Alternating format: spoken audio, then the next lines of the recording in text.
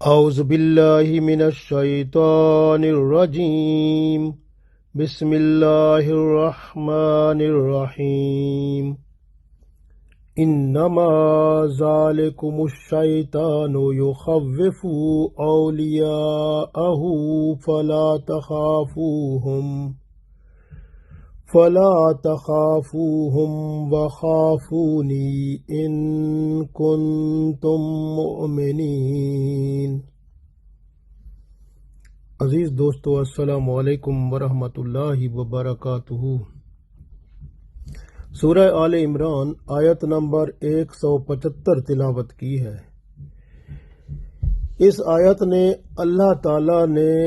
شیطان سے ڈرایا ہے کہ شیطان جو ہے وہ خوف ڈالتا ہے، وہ بندے میں ڈر خوف ڈالتا ہے۔ کبھی وہ بیماری کا خوف ڈال دے گا، کبھی وہ غربت کا،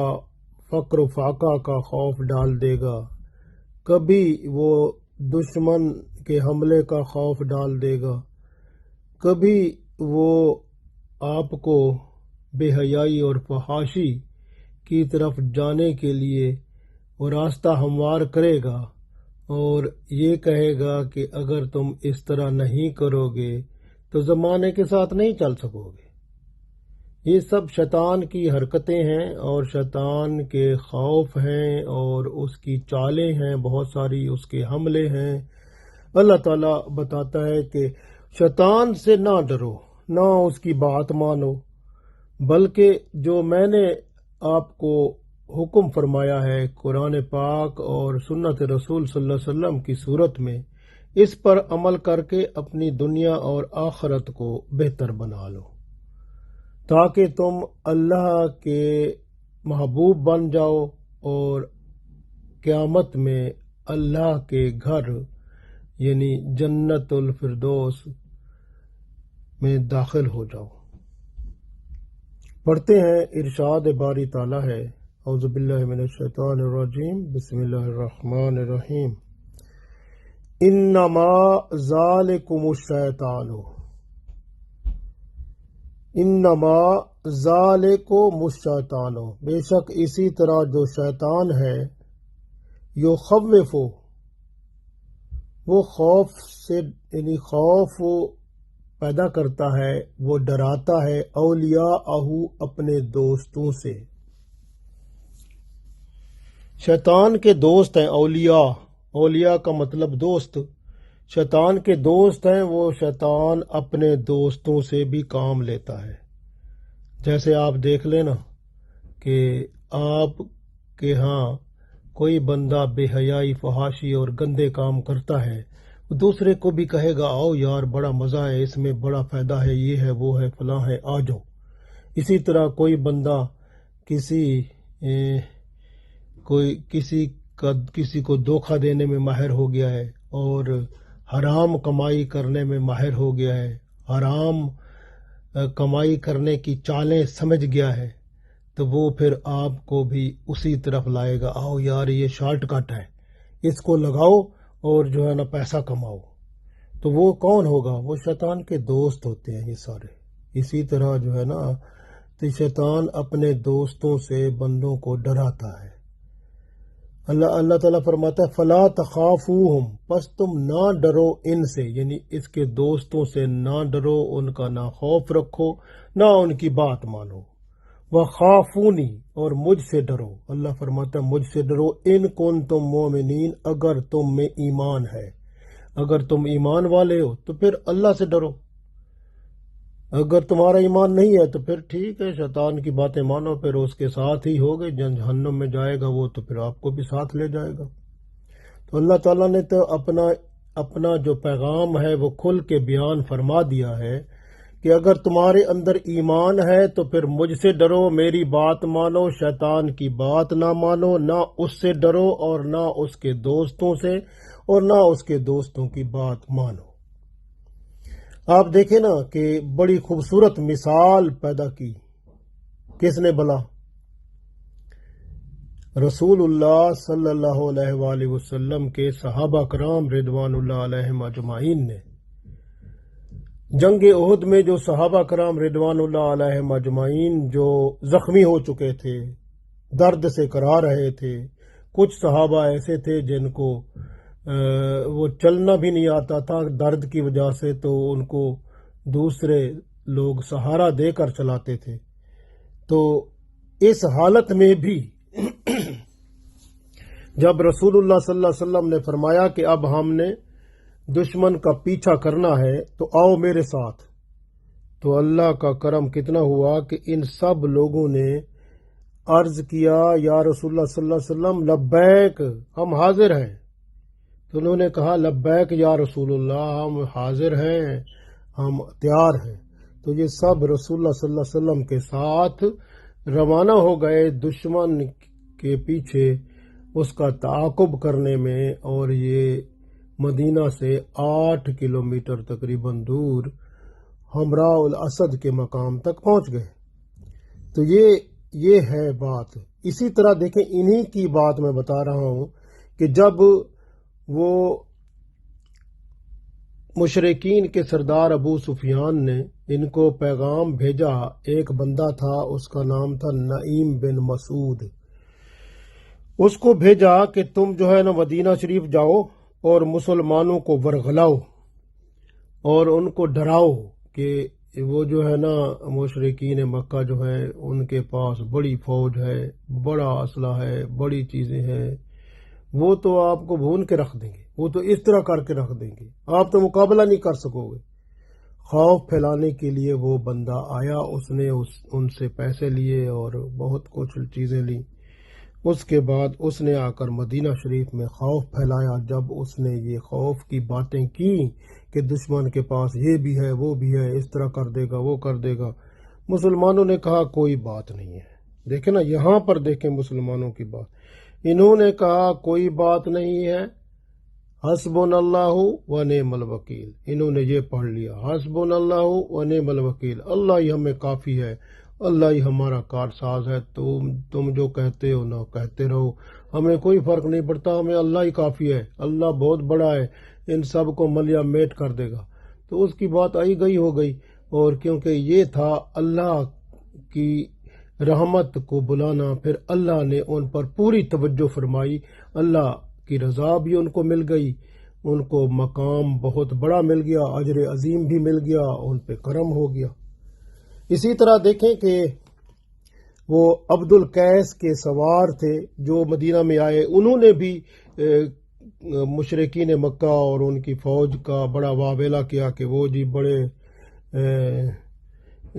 خونخوار ہیں، وہ جب آئیں گے تو آپ کو مار دیں گے، تو اس طرح ہو جائے گا۔ لیکن جب مسلمانوں نے اس کی بات سنی تو انہوں نے اس وقت بھی یہی کہا، حسبنا اللہ و نعم الوکیل، اللہ ہی ہمیں کافی ہے اور اللہ بہت بڑا کارساز ہے ہمارا۔ تو پھر اسی طرح آپ دیکھیں کہ مدینہ شریف میں کچھ منافقین جو تھے، جو ان کے ساتھ ملے ہوئے تھے، اور ان کا کام، کیونکہ وہ ان سے بھتہ لیتے تھے، پیسے لیتے تھے، کچھ سپورٹ لیتے تھے، تو پھر وہ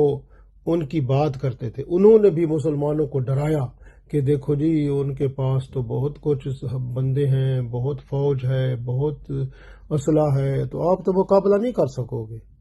یعنی انہوں نے اپنی پوری کوشش کی، لیکن جب منافقوں نے بھی بڑی کوشش کی مسلمانوں کو ڈرانے کی اور ان میں رعب ان کا ڈالنے کی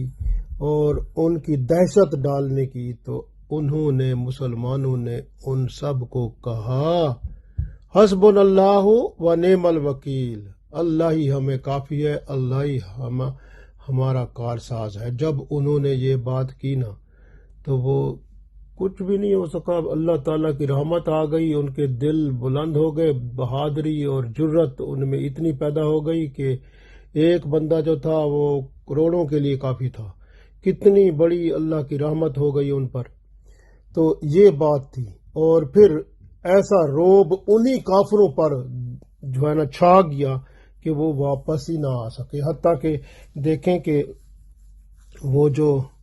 ابو سفیان تھا، وہ جنگ عہد کے وقت جب وہ رواحہ کے مقام تک پہنچ گئے تھے تو اس وقت انہوں نے کہا ہم مسلمانوں کو مار کے کیوں نہیں آئے، ہم دوبارہ جاتے ہیں، مسلمانوں پر حملہ کریں گے، ان کو ختم کر دیں گے۔ تو جب انہوں نے کہا ایسے تو اللہ نے رسول اللہ صلی اللہ علیہ وسلم کو اس کی اطلاع پہنچا دی جبرائیل علیہ السلام کے ذریعے، تو اس لیے رسول اللہ صلی اللہ علیہ وسلم نے اعلان فرمایا، تو مسلمان سارے تیار ہو گئے، انہوں نے کہا ہم چلتے ہیں، پیچھا کرتے ہیں ان کا، یہ سمجھتے کیا ہیں۔ تو اللہ تعالیٰ نے ان کافروں میں پھر مسلمانوں کا رعب ڈالا اور واپس مکہ کو بھاگ گئے، اور پھر رسول اللہ صلی اللہ علیہ وسلم وہاں حمراء الاسد میں کچھ دن رہ کر پھر واپس آ گئے مدینہ شریف۔ اسی طرح سے وہ جب ابو سفیان غزوہ احد کے موقع پر کہہ گیا تھا کہ اگلے سال ہم بدر کے مقام پر آپ سے ملیں گے، وہاں پر ہم آپ کا مقابلہ کریں گے، رسول اللہ صلی اللہ علیہ وسلم نے فرمایا ٹھیک ہے، آ جانا، ہم ویلکم کریں گے آپ کو۔ تو پھر اگلے سال وہی وقت جب وہ بات ہو گئی تھی اس سے، رسول اللہ صلی اللہ علیہ وسلم صحابہ کرام رضوان اللہ علیہم اجمعین کو لے کر بدر کے اس مقام پر پہنچ گئے، اور وہاں پر وہ کفار نہ آئے، اور کیونکہ اس وقت اس سال میں مکہ میں قحط بھی پھیل گیا تھا، بھوک افلاس تھی، اور پھر بھی وہ جو ابو سفیان تھا وہ 2000 کا لشکر لے کر راستے میں آیا، مدینہ شریف کی طرف آ رہا تھا، لیکن راستے میں اس کے جو ساتھی تھے انہوں نے بھی مشورہ دیا کہ ہمارے پاس تو بھوک افلاس ہے، ہمارے پاس کھانے کا سامان بھی نہیں ہے، تو ہم تو مقابلہ نہیں کر سکیں گے، وہ تو بہادری اور ہمت والے لوگ ہیں اور ان کے اندر تو ایمان ہے۔ تو وہ سب کچھ پتہ تھا ان کو، اس لیے وہ ڈر گئے اور پھر واپس ہی وہاں سے مکہ چلے گئے، اور وہ مدینہ شریف بدر کے مقام تک نہ پہنچے۔ تو رسول اللہ صلی اللہ علیہ وسلم نے بدر کے مقام پر 8 دن قیام کیا، اور وہاں پر جو ہے وہ قافلے آتے تھے، کوئی میلہ لگتا تھا، کوئی خرید و فروخت ہوتی تھی، تو اس وقت انہوں نے سامان خریدا بیچا تو بہت بڑا منافع کمایا، اور وہ منافع مسلمانوں میں تقسیم بھی فرمایا۔ تو گویا مسلمان وہاں سے اللہ کے فضل و کرم سے اور دنیاوی منافع بھی لے کر آئے، اور آخرت کا منافع اللہ کی رضا کی صورت میں لے کر آئے، اور اجر عظیم بھی ان کو ملا، نعمتیں اور برکتیں اور فضل اور کرم اللہ کا سب کچھ مل گیا۔ کیوں؟ کیونکہ انہوں نے کہا تھا حسبنا اللہ و نعم الوکیل، تو جو حسبنا اللہ و نعم الوکیل کہتا ہے تو اس پر اللہ کی رحمت ہو جاتی ہے، تو اللہ اس کے لیے کافی ہو جاتا ہے، اس کے سارے کام ٹھیک ہو جاتے ہیں۔ تو اللہ تعالیٰ جو ہے اس کے ساتھ بندے کو ہر وقت مخلص رہنا چاہیے، غلطی ہو جائے تو معافی مانگ لینی چاہیے۔ شیطان کا کام یہی ہے کہ خوف دلانا، ٹھیک ہے نا، کوئی شیطان کا کام ہے کہ وہ مسلمانوں کو خوف زدہ کرتا ہے، اس کو بزدل بناتا ہے، جہاد میں جانے سے روکتا ہے، یہ شیطان کے کام ہے نا۔ تو اسی طرح شیطان اپنا کام کرتا رہتا ہے۔ یہاں شیطان سے مراد کفار اور منافقین بھی ہیں، اور شیطان کے دوست بھی ہیں، جو مسلمانوں میں خوف پھیلاتے ہیں اور جہاد سے روکتے ہیں، اور مسلمانوں میں ایسے ایسے جذبات پیدا کرتے ہیں، ایسے ایسے خیالات پیدا کرتے ہیں، ایسی ایسی بے حیائی اور فحاشی کی چیزیں دیتے ہیں، جس طرح کہ آج کل مسلمانوں کو انہوں نے جہاد کے قابل ہی نہیں چھوڑا۔ کیونکہ آپ دیکھیں نا، آپ وہ بندہ جب دیکھیں کہ جس بندے نے ٹیبلٹ لیا ہوا ہے، موبائل فون لیا ہوا ہے، وہ انٹرنیٹ پہ بیٹھا ہے، وہ کمپیوٹر پہ بیٹھا ہے، وہ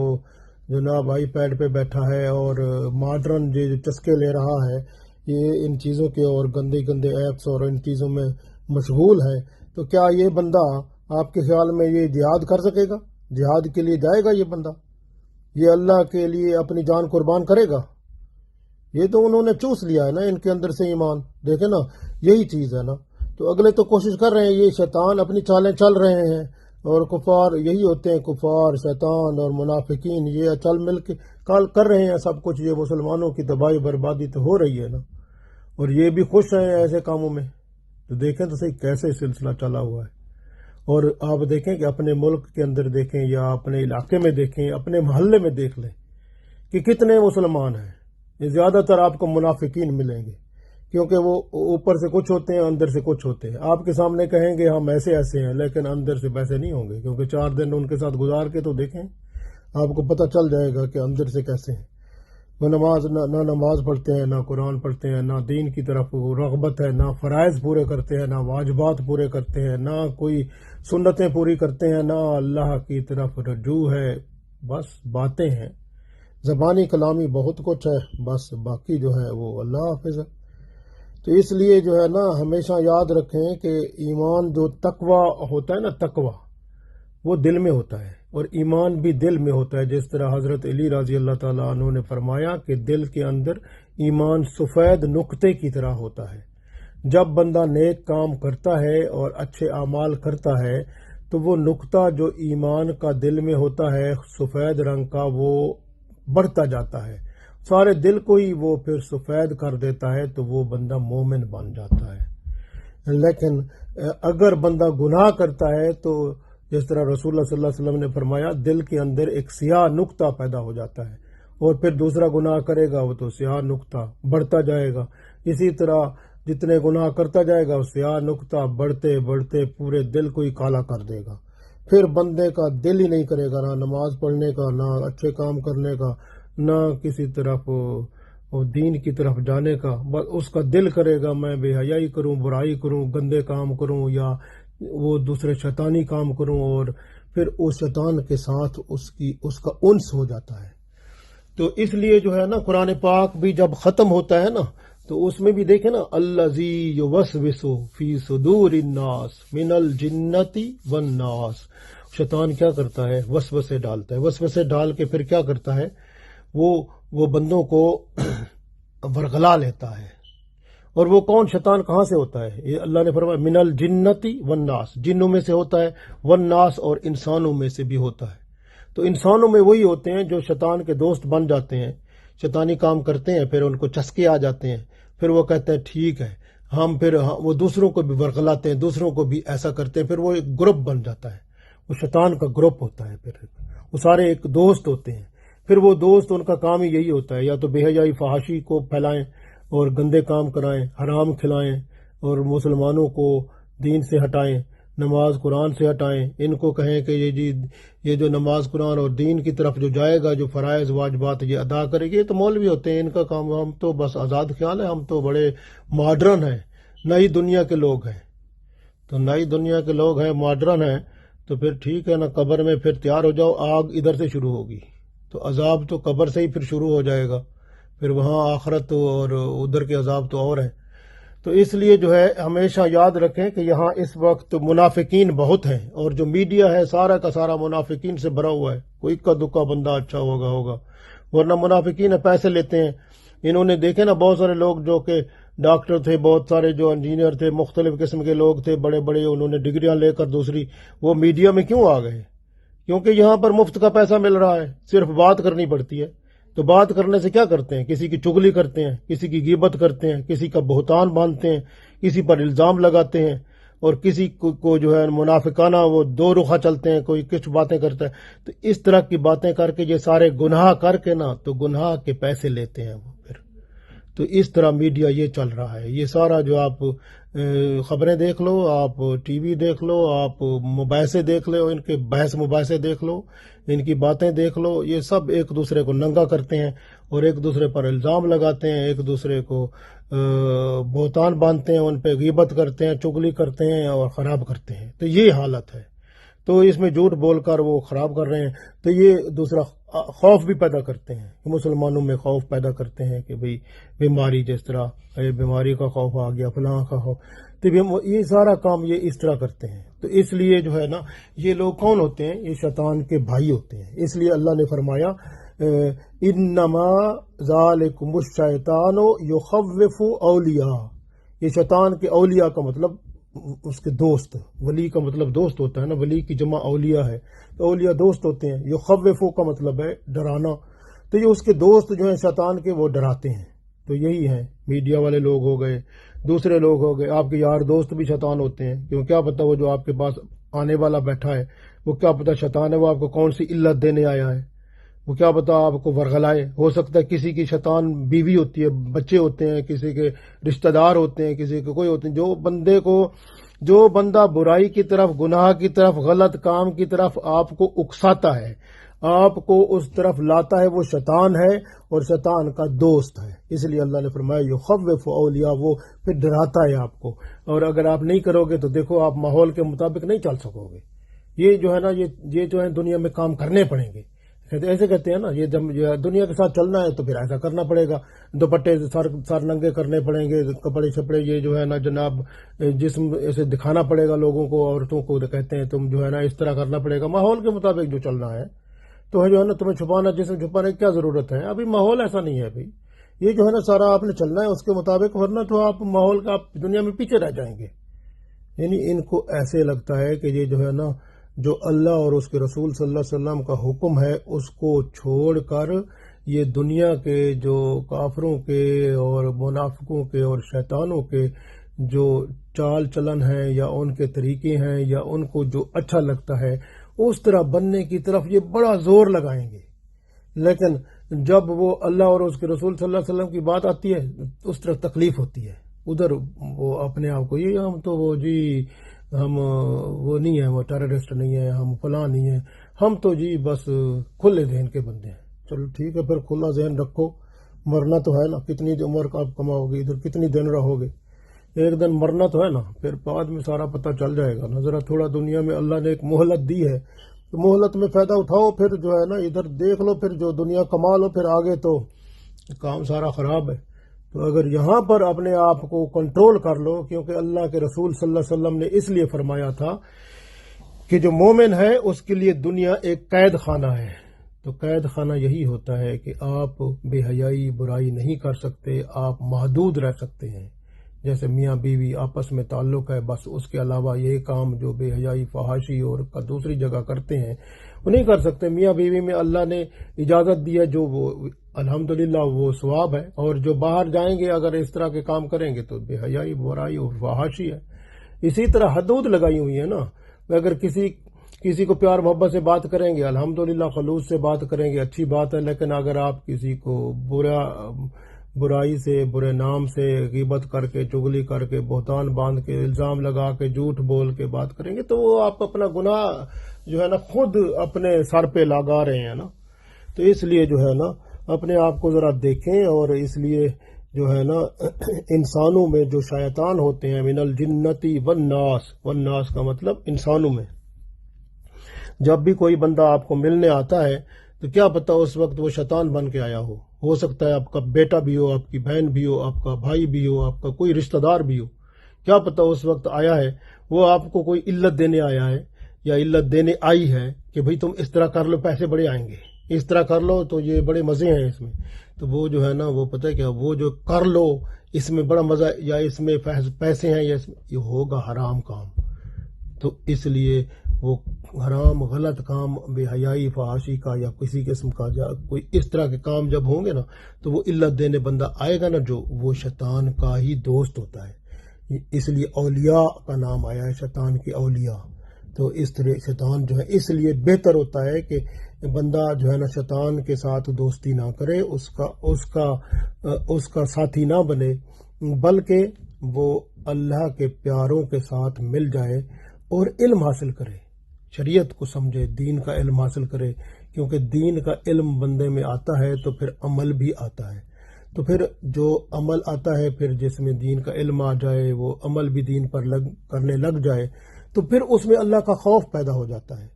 کیونکہ اللہ تعالیٰ نے خود ہی سورہ فاطر 28 نمبر آیت میں ارشاد فرمایا ہے، انما یخشی اللہ من عبادہ العلماء، اسی طرح اللہ تعالیٰ سے وہی ڈرتے ہیں جو بندوں میں علم والے ہوتے ہیں، انما یخشی اللہ من عبادہ العلماء، تو بندے وہی اللہ سے ڈرتے ہیں جن میں علم ہوتا ہے۔ تو اس لیے علم حاصل کریں دین کا، تاکہ آپ کے اندر پتہ چلے کہ میں جو کر رہی ہوں یہ کام غلط ہے، اس کو میں نے اپنے آپ کو ٹھیک کرنا ہے۔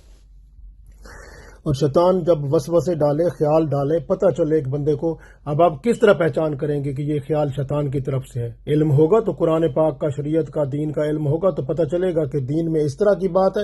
اور یہ غلط بات کر رہا ہے، تو پھر اس وقت آپ شیطان کے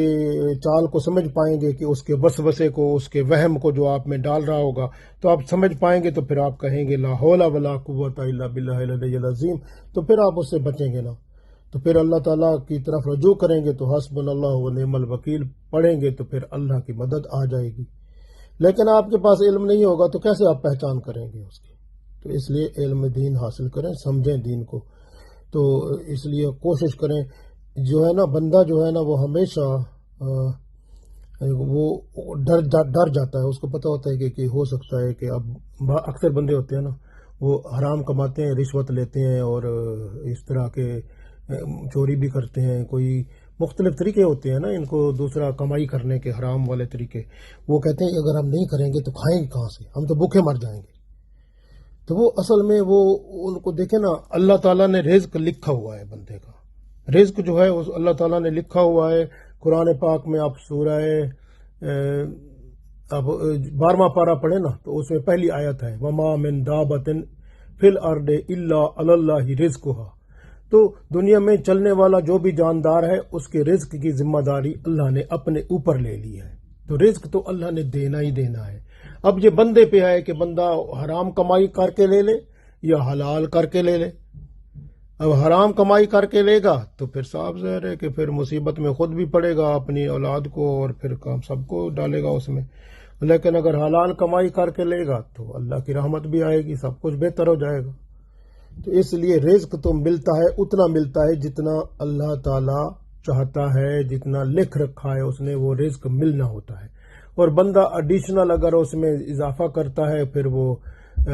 رشوت لے کر یا وہ حرام طریقے سے یا کچھ طریقے سے، وہ بھی اللہ تعالیٰ نے سائڈ پر بندے کا لکھا ہوتا ہے کہ یہ اس طرح کا کام ہے، یہ حلال رزق ہے، یہ حرام رزق ہے. اب پک اینڈ چوز والی بات ہے کہ آپ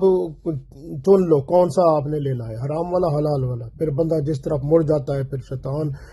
اس کے ساتھ ہو جاتا ہے اگر وہ حرام رزق کی طرف جاتا ہے. اور اگر حلال رزق کی طرف جاتا ہے تو فرشتے جو حلال کے ساتھ ہوتے ہیں وہ بندے کے ساتھ ہوتے ہیں اور اس میں قناعت پیدا کرتے ہیں، اس میں محبت پیدا کرتے ہیں، خلوص پیدا کرتے ہیں، عبادت میں حلاوت اور محبت، پیار اور خشوع خضوع پیدا کرتے ہیں، اور اس کی زندگی اور آخرت دونوں بہتر ہو جاتے ہیں. جبکہ شیطان اس لیے جو ہے نا، قرآن پاک میں سورہ بقرہ کی آیت نمبر 268 پڑھے نا، اس میں اللہ نے فرمایا الشیطان یعدکم الفقر وَيَأْمُرُكُمْ بِالْفَحْشَاءِ وَاللَّهُ يَعِدُكُمْ مَغْفِرَةً مِّنْهُ وَفَضْلًا. شیطان تمہیں تنگ دستی، غربت سے ڈراتا ہے اور فحاشی کی طرف لے جاتا ہے. تو اللہ تعالیٰ تو تمہیں مغفرت اور فضل کا وعدہ فرماتا ہے. اب دیکھیں نا، تو یہ کتنی خوبصورت بات بتائی گئی ہے کہ شیطان تو آپ کو غربت کی طرف لے جائے گا، بھوکا مر جاؤ گے بھائی، ورنہ ادھر یہ کام نہیں کرو گے تو بھوکے مر جاؤ گے. یہ کون کہہ رہا ہے؟ شیطان. وَيَأْمُرُكُمْ بِالْفَحْشَاءِ، اور پھر کہے گا اگر کچھ نہیں ہے تو چلو پھر بے حیائی برائی کر لو، فحاشی کر لو. عورت کو بھی علت دے گا تو بے حیائی کر کے پیسے کما لے، اس سے کمائی کر لے، اس طرح کر لے. یا بندے بھی جو ہیں وہ کوئی ایسے کام کر لیں گے گناہ کے گندے کام، اس سے پیسہ کما لو. تو مختلف یعنی کہ بے حیائی برائی کی طرف شیطان ہی ورغلاتا ہے، اور بندے کو حرام رزق کی طرف بھی بندے کو شیطان ہی لے جاتا ہے. اور پھر یا اس کے جو دوست ہوتے ہیں وہ. تو اللہ نے قرآن پاک میں ارشاد فرمایا مختلف جگہ پہ، ایک جگہ پہ نہیں بار بار فرمایا وَلَا تَتَّبِعُوا خُطُوَاتِ الشَّيْطَانِ، شیطان کے راستوں پر نہ چلو، إِنَّهُ لَكُمْ عَدُوٌّ مُبِينٌ، بے شک یہ تمہارا کھلا دشمن ہے. تو کوشش کریں شیطان کو پہچانیں، اس کی چالوں کو پہچانیں، اپنے آپ کو بچائیں تاکہ ہم اس دنیا میں اور آخرت میں کامیاب ہوں. اللہ تعالی ہم سب کو توفیق دے، آمین.